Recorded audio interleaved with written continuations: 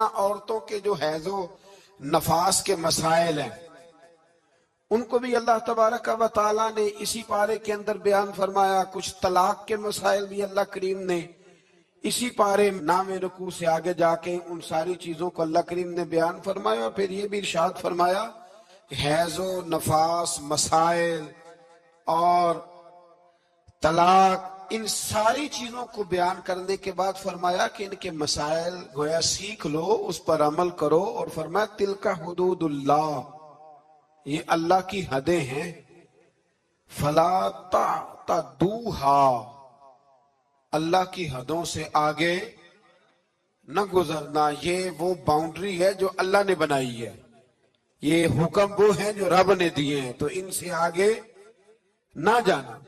تو بالتفصیل ان ساری چیزوں کا یہاں بیان فرمایا گیا، اور وہ مسائل جو بڑی تیزی سے لوگ الجھا دیتے ہیں ان کا بھی اللہ کریم نے یہاں ذکر فرمایا.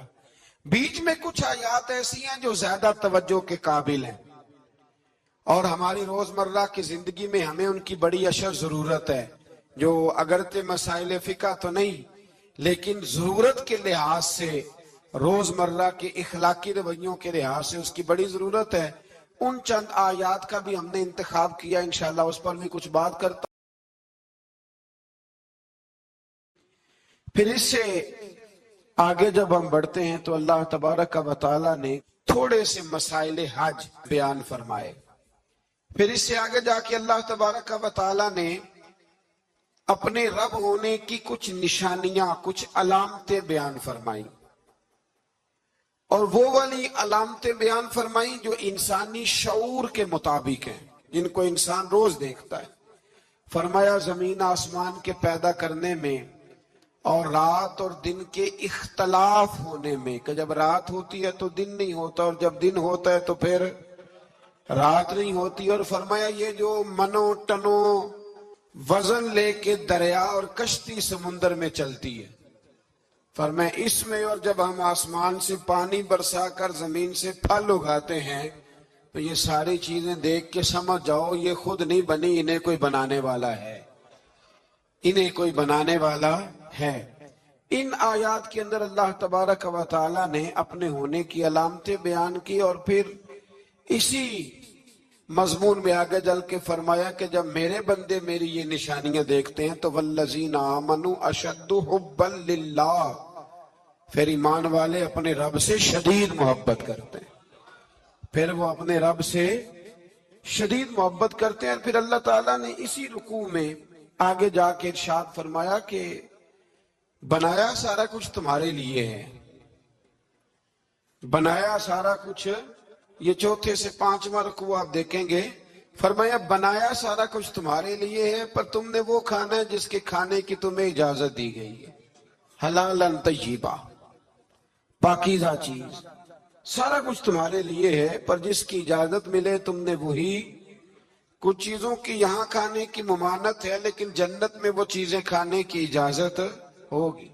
تو فرمایا تم حلال اور طیب چیز کھاؤ. شیطان تو تمہیں بے حیائی کا اور برائی کا حکم دیتا ہے، لیکن تم اس طرف آؤ جس چیز کا تمہارا رب تمہیں حکم ارشاد فرماتا ہے. پھر اللہ تبارک و تعالیٰ نے اسی پارے کے اندر انہی آیات مقدسہ کے اندر چوتھے سے پانچویں رکوع میں چار ان چیزوں کا بیان فرمایا جو قطعی طور پر حرام ہے. چار وہ چیزیں جو قطعاً حرام ہیں، ان میں سب سے پہلے ارشاد فرمایا کہ مردار، جو جانور ذبح نہ کیا جائے اور بغیر ذبح کے مر جائے، وہ کھانا حرام ہے. پھر ارشاد فرمایا بہتا ہوا خون، یہ بھی حرام ہے. اب آپ کہیں گے وہ تو خون لگتا ہے روز لوگوں کو، وہ تو لگتا ہے، بوتلوں کی بوتلیں نوجوان خون دیتے ہیں. تو اس میں ہمارے بزرگوں نے مسئلہ یہ بیان فرمایا کہ ضرورت کے لیے دینا جائز ہے، مجبوری ہو تو پھر خون دینا، جس طرح انسان مر رہا ہو تو اس کے لیے مردار کھانا بھی جائز ہے. تو کوئی بیمار، اتنا بیمار کہ اب ڈاکٹر کہے کہ سوائے خون کے کوئی اور چارہ نہیں ہے تو وہ دینا جائز ہے بالکل. جو دے گا اللہ اسے اجر بھی عطا فرمائے گا. تو اسی طرح تیسرے نمبر پر سور کا گوشت، یہ بھی قطعاً حرام ہے، کوئی ایسی صورت ہی نہیں کہ جو اس کو جائز کیا جا سکے۔ اور پھر اللہ تبارک و تعالیٰ نے اسی آیت میں اس کا بھی ذکر فرمایا جس پر لوگ عقیدے کے لحاظ سے بڑا دھوکہ دیتے ہیں، فرمایا وَمَا أُحِلَّ بِهِ لِغَيْرِ اللَّهِ، اور وہ جس پر وقت ذبح غیر اللہ کا نام لیا جائے، جس پر وقت ذبح، جس پر غیر اللہ کا نام لیا جائے وہ جانور بھی حلال ہے۔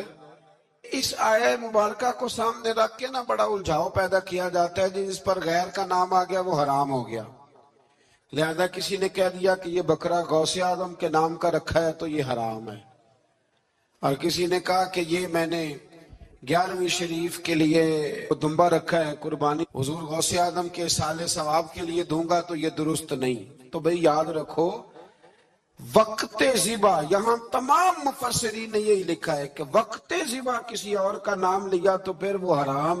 دیکھیں نا کسی بندے نے اگر کہہ دیا کہ یہ دمبا زید کا ہے، 4-5 دمبے بکرے گھوم رہے تھے، کسی نے کہہ دیا زید کا ہے، یہ بکر کا ہے، یہ عمر کا ہے، یہ سعد کا ہے، اب کیا یہ لفظ کہنے سے وہ حرام ہو جائے گا؟ روز کہتے ہو کہ نہیں کہتے؟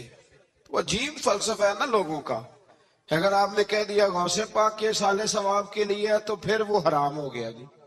تو اگر یہ کہا جائے کہ میں نے بیٹے کے عقیقے کے لیے رکھا ہے، پھر بھائی اگر ولیمے کے لیے رکھا ہو تو وہ تو کہہ رہا میں نے بیٹے کے لیے رکھا ہوا ہے، حالانکہ بکرا تو اللہ کے نام کا ہے۔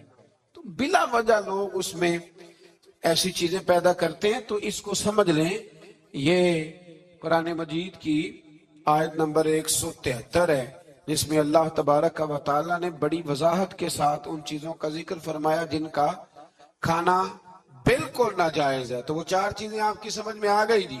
سب سے پہلے مردار، پھر بہتا ہوا خون، پھر سور کا گوشت، اور چوتھے نمبر پہ وہ جانور جس پر وقت ذبح کرتے وقت کہا جاتا ہے نا بسم اللہ ہے۔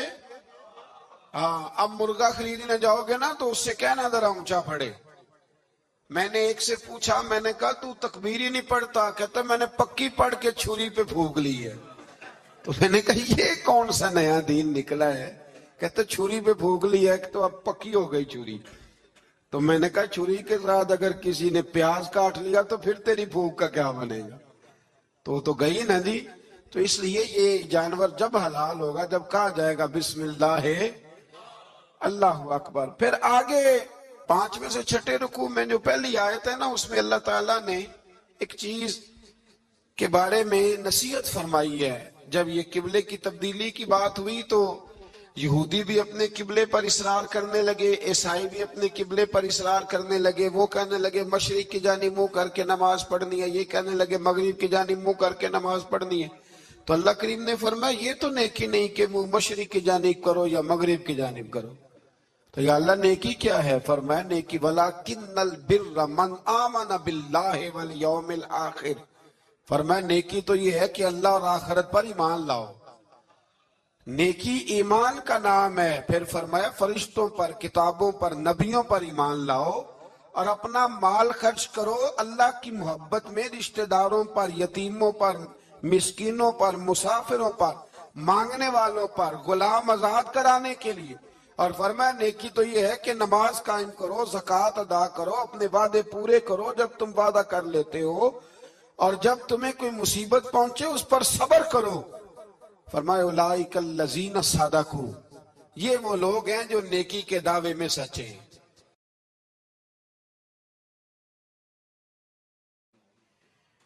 ایک دن ظہر کی نماز حضور پڑھا رہے تھے تو دل میں خیال آیا کہ اللہ کبھی قبلہ تبدیل ہو جائے۔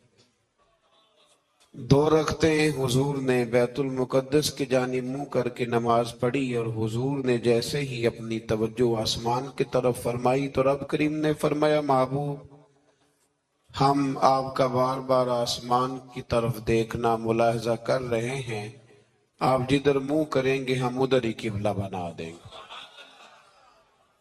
تو اللہ تبارک و تعالیٰ نے قبلے کو تبدیل فرما دیا اور فرمایا یہ آزمائش ہے، یہ آزمائش ہے پیروی کرنے والوں کے لیے۔ بہت سارے لوگ ایسے ہوں گے جو الٹے پاؤں پھر جائیں گے کہ کل قبلہ اور تھا اور آج قبلہ اور ہے، لیکن بہت سارے ایسے ہیں، بلکہ سارے ہی ایسے ہیں، انہوں نے سوال ہی کوئی نہیں کیا۔ ان کی توجہات کا قبلہ میرے نبی کریم علیہ السلام کی ذات ہے، کوئی سوال نہیں کیا۔ حضور کے پیچھے صحابہ نے نمازیں ادا کی۔ پھر انہی دو رکوعوں کے اندر اللہ تبارک و تعالی نے اس بات کی بھی وضاحت فرمائی کہ اب مسلمان جہاں کہیں سے بھی آئیں وہ اپنا رخ مسجد الحرام کی طرف کر لے، بیت اللہ شریف کی طرف کر لیں اور اسی طرف منہ کر کے وہ نماز پڑھیں۔ اور انہی ابتدائی دو رکوع جو ہیں ان کے اندر اللہ تعالیٰ نے یہ بھی بیان فرمایا کہ مسلمان درمیانی امت ہے، امت وسط ہے، اس کا ہر کام افراط و تفرید سے پاک ہے، یہ ہر کام میں معتدل ہے۔ اور اسی کے اندر اللہ نے یہ بھی بیان فرمایا کہ قیامت میں باقی جو ساری امتیں ہوں گی وہ سرے سے مکر ہی جائیں گی کہ ہمیں تو کسی نے تبلیغ کی نہیں، وہ اپنے انبیاء کرام علیہ السلام کا تبلیغ کرنا بھول ہی جائیں گے، وہ مکر جائیں گے۔ تو رب کریم پھر نبی کریم علیہ السلام کی امت کو ارشاد فرمائے گا کہ کیا تم گواہی دیتے ہو کہ نبیوں نے تبلیغ کی؟ تو اللہ تبارک و تعالی اس امت کے علماء کی، صلحاء کی، صوفیاء کی، اولیاء کی گواہی پرانے انبیاء کرام کے حق میں قبول فرمائے گا۔ یہ قرآن مجید پڑھ رہا ہوں، اس امت کے اولیاء، صوفیاء، علماء، راسخون فی العلم، یہ لوگ اٹھ کے گواہی دیں گے کہ ہاں اے اللہ، انبیاء کرام نے تبلیغ کی تھی اور تیری دعوت کو انہوں نے لوگوں تک پہنچایا تھا۔ تو اس وقت باقی ساری قومیں یہ بھی اعتراض کریں گی کہ اللہ یہ تو بعد میں آئے تھے، انہیں کیسے پتا چلا کہ ہمارے انبیاء نے تبلیغ کی ہے؟ تو رب فرمائے گا ہاں بھی بتاؤ تمہیں کیسے پتا چلا؟ اور امت بول کے کہے گی ہمیں مدینے والے محبوب نے بتایا ہے، ہمیں نبی کریم نے بتایا ہے، شہداء علی الناس۔ تو امت گواہی دے گی وَيَكُونَ الرَّسُولُ عَلَيْكُمْ شَهِيدًا، اور فرمایا پھر میرے رسول اپنی امت پر گواہی دیں گے، پھر نبی کریم علیہ السلام امت پر گواہی دیں گے، اور اس طرح اس امت کی گواہی اللہ تبارک و تعالی قبول فرما کے باقی سارے انبیاء کرام علیہ السلام کے تشریف لانے کو قبول فرمائے گا، اور اس گواہی کو منظور کر کے اب امتوں پر حد جاری کی جائے گی کہ تمہیں تبلیغ کی گئی تھی، پھر تم نے اس بات کو قبول کیوں نہ کیا۔ پھر جب بڑھتے ہیں نا دوسرے سے تیسرے رکوع کی جانب، تو اس میں اللہ تبارک و تعالی نے دوسرے رکوع سے پہلے ایک بڑا خوبصورت فرمان جو بڑا زبان زد خاص و عام ہے، ارشاد فرمایا فَاذْكُرُونِي أَذْكُرْكُمْ، تم مجھے یاد کرو میں تمہیں یاد کروں گا، وَاشْكُرُوا لِي وَلَا تَكْفُرُونَ، اور میرا شکریہ ادا کرو ناشکری نہ کرو۔ وہ پیر مہر علی شاہ صاحب، کتھے مہر علی، کتھے مہر علی، کتھے وہ پیر صاحب پاک پتن شریف تشریف لے گئے تو وہاں نعرہ لگ رہا تھا حق فرید یا فرید۔ کچھ لوگ ہوتے ہیں نا فٹافٹ اعتراض کرتے ہیں، تو ایک صاحب نے پیر صاحب سے کہا یہ کیا نعرہ لگ رہا ہے؟ تو آپ فرمانے لگے یہ قرآن سچا ہو رہا ہے۔ کہا کیا مطلب؟ فرمایا اللہ کا وعدہ ہے تم میرا ذکر کرو میں تمہارے چرچے کرا دوں گا۔ جو ایمان بھی لائیں، خرچ بھی کریں، مصیبت پر صبر بھی کریں، یہ وہ لوگ ہیں جو ایمان کے دعوے میں سچے ہیں۔ وَأُولَئِكَ هُمُ الْمُتَّقُونَ، اور یہ وہ لوگ ہیں جو پرہیزگار ہیں اللہ سے۔ آگے یہ آیت جس میں اللہ نے قصاص کا حکم دیا ہے، بدلہ لینے کا، یہ حکم اسٹیٹ کے لیے ہے، حکمرانوں کے لیے۔ فرمایا کہ جب کوئی شخص کسی کے ساتھ کوئی ظلم کرے تو پھر اس کا بدلہ لو۔ تو کس طرح بدلہ لینا ہے؟ فرمایا الحر بالحر والعبد بالعبد والانثى بالانثى، آزاد کے بدلے آزاد، غلام کے بدلے غلام، عورت کے بدلے عورت۔ ہاں اگر کوئی وارث معاف کر دے تو بات الگ ہے، ورنہ بدلہ لو۔ اور قرآن مجید نے یہاں ارشاد فرمایا کہ اگر تم بدلہ لوگے تو زندگی ملے گی، تمہیں زندگی ملے گی۔ اگر حکمران مجرموں کو سزا دیں گے تو باقی لوگوں کی زندگی محفوظ رہے گی، بچے گی۔ حکم دیا گیا یہاں کہ بدلہ لیا جائے۔ پھر جب ہم چھٹے سے 7ویں رکوع کی طرف چلتے ہیں تو اس میں اللہ نے روزے کا حکم دیا، رمضان کی فضیلت بیان کی، اور ارشاد فرمایا گیا کہ جو روزہ نہ رکھ سکے وہ فدیۃ طعام مسکین، جو تو مریض ہو، بیمار ہو، وہ تو اتنے روزے جو ہے وہ اگلے دنوں میں رکھ لے۔ اور آگے جا کے یہ بھی بتایا گیا کہ جو زیادہ ہی بیمار ہو پھر وہ ایک مسکین کا فدیہ دے دے، کھانا دے دے۔ پھر اسی آیہ کریمہ میں رب کریم نے فرمایا اگر تم مجھ سے دعا مانگو گے اسی رکوع میں تو فرمایا میں تمہاری دعاؤں کو بھی ضرور قبول کروں گا۔ پھر اسی میں بتایا گیا کہ رات کے وقت تمہیں کھانے کی بھی اجازت ہے اور عمل زوجیت کی بھی تمہیں اجازت دی جاتی ہے۔ اسی طریقے سے پھر آگے اللہ تبارک و تعالی نے حج کے مہینوں کے بارے میں علامتیں ارشاد فرمائیں اور مسائل حج کچھ آگے جا کے بیان کی۔ اور ایک اور غلط رسم لوگ رسمیں بنا لیتے ہیں نا، ایک اور رسم تھی کہ یہودی اور عیسائی جب حج کرتے تھے نا، احرام باندھ لیتے تھے، پھر دروازے سے گھر میں داخل نہیں ہوتے تھے، اوپر سے چھلانگ لگا کے کہ اب ہم پاک ہو گئے۔ تو دروازہ چونکہ گناہگار ہے، اس کے بیچ سے گناہگار آتے جاتے رہے ہیں، لہذا دروازے سے نہیں گزرتے تھے۔ تو اللہ کریم نے فرمایا یہ کوئی نیکی نہیں، یہ کوئی طریقہ نہیں کہ تم دروازوں سے نہ گزرو، وَلَٰكِنَّ الْبِرَّ مَنِ اتَّقَىٰ۔ دروازے کے اوپر سے چھلانگ لگانا نیکی نہیں، بلکہ نیکی تو یہ ہے کہ اللہ سے ڈرنا شروع کر دو۔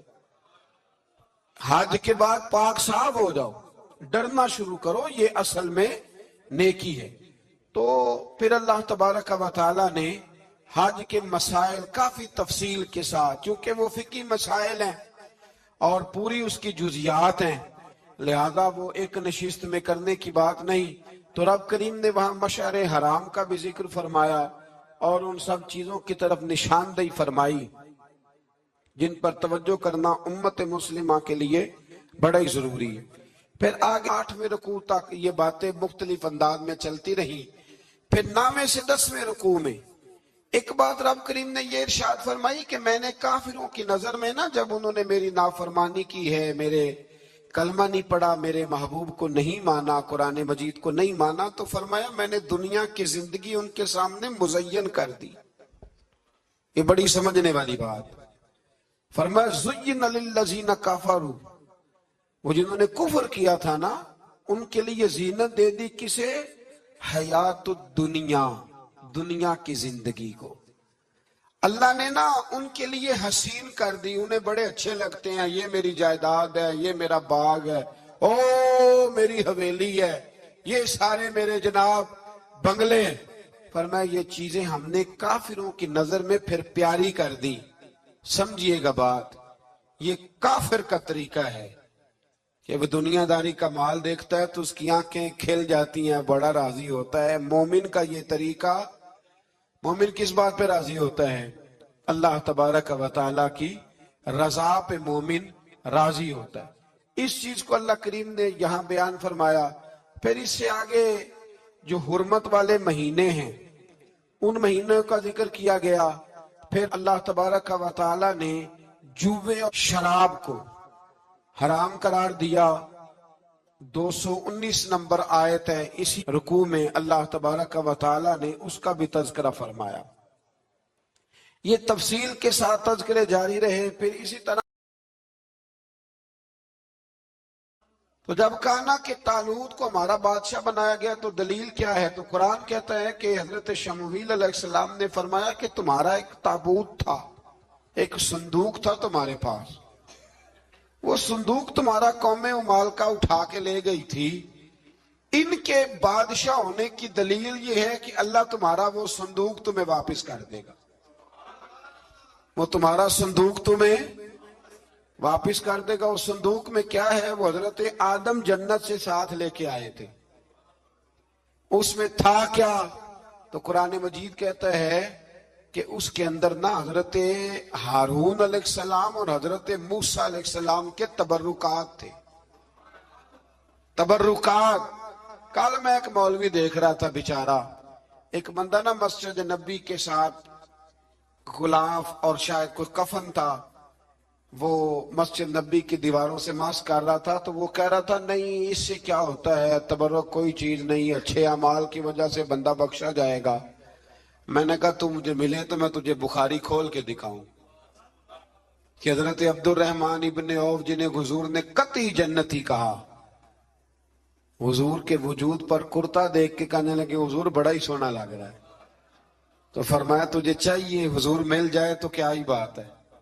نبی پاک نے عطا کیا تو صحابہ کہنے لگے عبد الرحمن آپ کو تو ضرورت نہیں تھی، آپ کے پاس تو بڑے لباس ہیں، تو یہ کرتا حضور نے قبول کر لیا، کوئی لے کے آیا اور آپ نے مانگ لیا. تو وہ رو پڑے، کہنے لگے پہننے کے لیے نہیں مانگا، یہ حضور کے جسم سے لگ گیا ہے، میں نے کفن بنانے کے لیے مانگا ہے.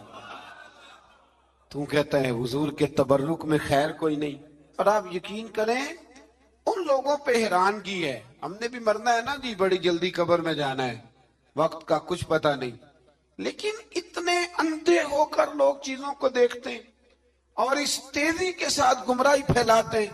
مجھے باقاعدہ کسی نے ویڈیو بھیجی اور کہنے لگا جی دیکھیں کتنی اچھی بات کر رہا ہے، لوگوں کو سمجھائیں. تو میں نے کہا نہیں، اس کو سمجھانے کی ضرورت ہے. اور میں نے اس کو دیکھا ہے، وہ جو لال رومال والا میں نے دیکھا ہے، وہ ڈھونڈ ڈھونڈ کے جاہلوں کو پکڑتا ہے، تلاش کرتا ہے، اور اگر کوئی مل جائے بات بتانے والا تو پھر وہ خود پکڑا جاتا ہے، اور کئی دفعہ پکڑا گیا تو نکل گیا ہے. اللہ تعالی ہمیں سمجھنے کی توفیق دے. ہم سیانے ہو جائیں تو یہ دور دور تک نظر نہیں آئیں گے انشاءاللہ. تو وہ تابوت آئے گا بنی اسرائیل والوں سے کہا. تابوت میں کیا تھا سن لو، اور یہ قرآن مجید ہے. آج میری ماننا یہ 15 سے 16 رکوع ضرور ہی پڑھنا کہ وہ آخر تابوت میں کیا تھا. کھولنا ذرا. قرآن مجید کہتا ہے کہ حضرت موسیٰ علیہ السلام اور حضرت ہارون کے تبرک تھے. تو تبرک کیا تھے؟ تمام مفسرین نے لکھا ہے کہ حضرت موسیٰ کا ایک کرتا تھا، ایک ڈنڈا تھا، جوتے تھے، اور جناب ہارون علیہ السلام کا امامہ شریف تھا، اور تورات کی کچھ تختیاں تھی. تو اس کا فائدہ کیا تھا؟ اس تابوت کا فائدہ یہ تھا کہ بنی اسرائیل والے جب اپنے دشمنوں سے لڑتے تھے تابوت سامنے رکھ کے دعا مانگتے تھے، اللہ انہیں کامیابی عطا کر دیتا تھا. تو قوم عمالقہ کو بھی پتہ چل گیا کہ صندوق میں کچھ ہے جس کی وجہ سے یہ کامیاب ہو جاتے. وہ صندوق اٹھا کے لے گئے. اب ان کی کم بختی یہ، کم نصیبی یہ کہ انہوں نے جا کے اسے روڑی پہ پھینک دیا. جب روڑی پہ پھینکا تو ان کے اندر بیماریاں آ گئیں، وبائیں پھوٹ پڑی، مرنے لگے، وجود پھولنے لگا. پھر ان کے دلوں میں بات آئی کہ یہ ہم نے اس صندوق کی بے ادبی کی ہے. صندوق میں کیا ہے؟ تبرکات. ہمیں کہتے ہیں جی نالین کا نقشہ کیوں لگایا ہے؟ تمہارے تو بزرگوں کا عقیدہ ہے سر پہ رکھنے کو مل جائے اگر نقش نالے پاک حضور تو پھر کہیں گے کہ ہاں تاجدار ہم بھی ہیں. تو کہا کہ اس کے اندر یہ تبرکات تھے. انہیں بھی سمجھ میں آئی تو انہوں نے نا بیل گاڑی منگائی اور وہ صندوق اٹھا کے اس کے اوپر رکھ دیا. اب کیا ہوا؟ قرآن کہتا ہے کہ فرشتوں نے نا اس صندوق کو وہاں سے اٹھایا. مفسرین نے لکھا اس کا معنی یہ بھی ہو سکتا ہے کہ اس بیل گاڑی کو ڈائریکشن پہ لگایا. ادھر سے حضرت شمویل علیہ السلام نے جناب طالوت کو بادشاہ بنا دیا اور ادھر سے وہ صندوق چل پڑا. کہا بھئی ہم ان کو کیسے بادشاہ مانے؟ تو فرمایا بادشاہ اس طرح مانو گے کہ تمہارا وہ صندوق آ جائے گا. اور قرآن کہتے ہیں اس صندوق میں تمہارے دلوں کا سکون ہے، اس میں تمہارے دلوں کا. اور بھائی ہماری تو کوشش ہوتی ہے بزرگوں سے کوئی چیز مل جائے، اللہ والوں کا کوئی تبرک ہمارے ہاتھ آ جائے.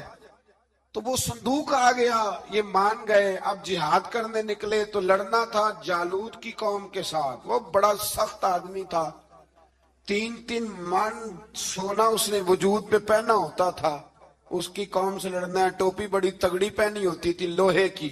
اب کون لڑے؟ ایک نوجوان تھے جن کا نام تھا داؤد علیہ السلام، وہ بھی بکریاں چرایا کرتے تھے۔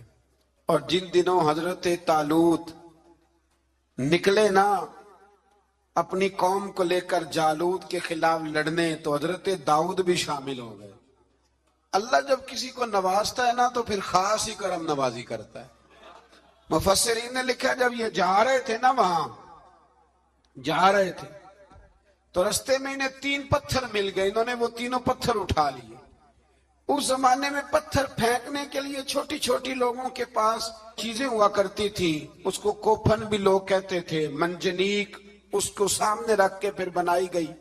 تو آپ کے پاس بھی وہ آلہ تھا جس سے دشمن پر پتھر مارے جاتے تھے، تو آپ وہ مشین لے کر، وہ آلہ لے کر وہاں پہنچے ہوئے تھے۔ 3 پتھر آپ کے پاس تھے۔ آپ فرماتے اس دن میں بڑا بیمار تھا، اتنا بیمار تھا کہ میرا رنگ پیلا ہو گیا۔ اب وہ جالوت کے سامنے کوئی نہیں جاتا تھا، تو جناب طالوت کہنے لگے کہ جو جالوت کو مارے گا نا، یعنی ان کے بادشاہ کو اس قوم کے، تو میں اسے اپنی آدھی سلطنت بھی دے دوں گا اور اپنی بیٹی کا نکاح بھی اس کے ساتھ کر دوں گا۔ دیکھیں اللہ نوازتا ہے تو کس انداز میں نوازتا ہے۔ تو حضرت داؤد کہتے ہیں وہ دور کھڑا تھا تو میں نے نا 3 پتھر مارے۔ بھئی ہمت کرنا تو ہمارے ذمہ ہے کہ نہیں؟ میری ملت کا جوان کہتا میں نے کرنا کرانا کچھ نہیں، یعنی اگر آپ کہیں نا کچھ کرو تو پھر وہ کوئی کام کرنے کی مطلب معاملہ۔ وہ مجھے کل ایک سنگی کہہ رہے تھے، کہنے لگے جی اللہ کے فضل سے کچھ بھی نہیں کرنا پڑا، مرشد نے نظر کر دی۔ میں کہ میں ملن گے تو میں انہوں نے سمجھاواں گا کہ کچھ کرا کے نظر کریا کرو، کیونکہ میرے وہ دوست ہیں، میں انہیں جانتا ہوں۔ نظر میں بڑا کچھ ہوتا ہے، لیکن اللہ بھی تو بندے پہ بڑی نظر رحمت کرتا ہے نا۔ لیکن کہتا ہے 5 نمازیں پڑھ، رمضان کے روزے رکھ، زکوٰۃ فرض ہو تو ادا کر، یہ سارے کام کر، سچ بول، دیانتداری کر، پھر میں اپنے فضل سے تجھے جنت عطا کروں۔ تو یہ جو رویہ ہم نے بنایا یہ درست نہیں۔ تو فرماتے ہیں 3 پتھر میں نے مارے، اللہ نے اتنا فضل کیا کہ وہ بھی مر گیا، اور اسے چھو کے میرے پتھر آگے بڑھے تو اس کی فوج کے 30 آدمی بھی مر گئے۔ 3 پتھروں سے 31 بندے اللہ نے مار دیے۔ فرماتے اس لیے کہ ہاتھ میرے تھے اور طاقتیں میرے رب کریم کی تھی۔ تو حضرت داؤد علیہ السلام کے حصے میں جناب طالوت کی صاحبزادی بھی آئی، آدھی سلطنت بھی آئی۔ کافی سال حضرت طالوت حیات رہے، پھر ان کا وصال ہو گیا، تو ساری سلطنت حضرت داؤد کو ملی، اور پھر اللہ تبارک و تعالیٰ نے انہیں نبوت بھی عطا فرمائی۔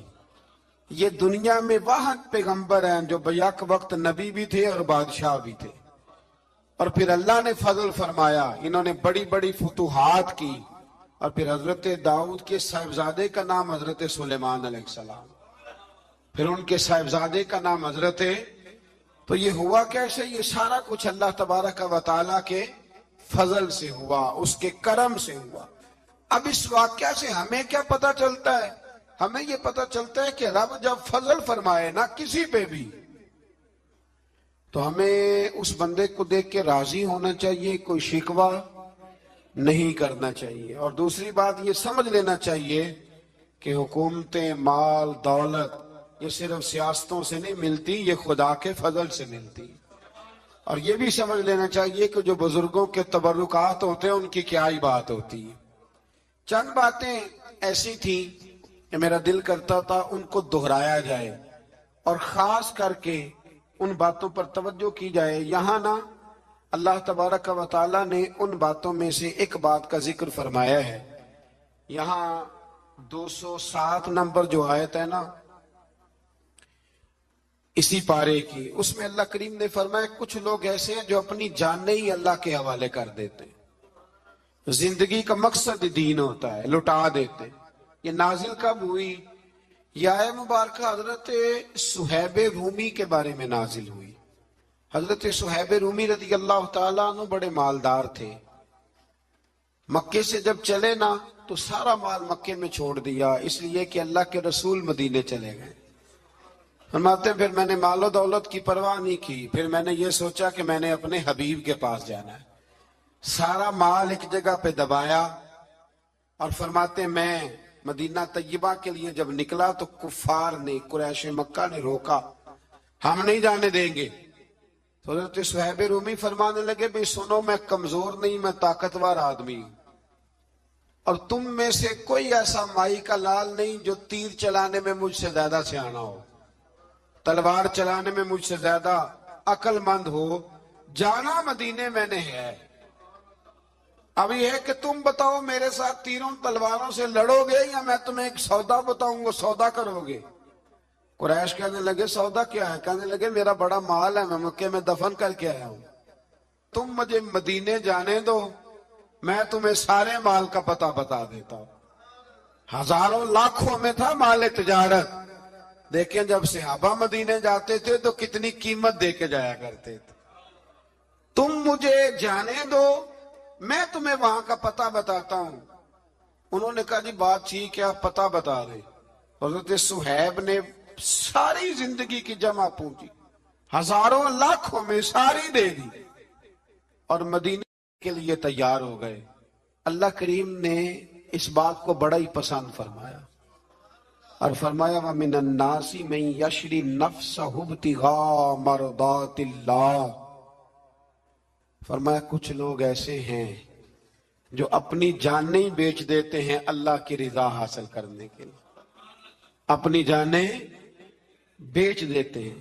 نَفْسَهُ ابْتِغَاءَ مَرْضَاتِ اللَّهِ، اللہ کی رضا حاصل کرنے کے لیے اپنی جانوں کو بیچ دیتے ہیں۔ تو فرمایا پھر اللہ کیا کرتا ہے؟ فرمایا وَاللَّهُ رَؤُوفٌ بِالْعِبَادِ،